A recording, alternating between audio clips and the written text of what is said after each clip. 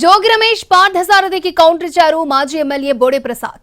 వచ్చే ఎన్నికల్లో పెనమలూరు సీటు మనదే, గెలుపు మనదే అన్నారు.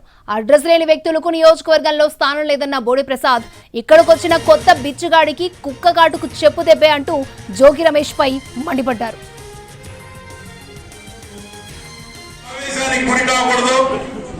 ఇక్కడ ఏమీ జరగలేదు.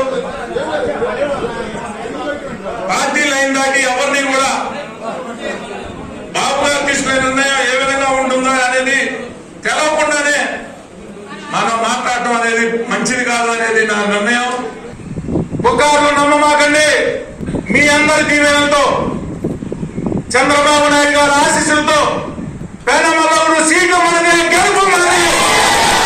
కొత్త చుట్టాలు వచ్చినప్పుడు, కొత్త పరిచయాలు, కొత్త చుట్టాలు వచ్చినప్పుడు తీసుకోవాలి, మన కుటుంబ సభ్యులను పెంచుకోవాలి. తప్పితే మనం ఎక్కడా కూడా అధినేత మాట దాటి ప్రవర్తించకూడదని ఈ సందర్భంగా మీ అందరికీ తెలియజేస్తా ఉన్నా. ఈ నియోజకవర్గంలో మన మీద పోటీ చేస్తున్న వ్యక్తికి అడ్రస్ ఎక్కడ అని, ఇక్కడికి వచ్చిన కొత్త పెద్దగాడికి ఒక్క కాటికి చెప్పు దెబ్బలాగా ఇది తెలుగుదేశం పార్టీ పెనమలూరు నియోజకవర్గం.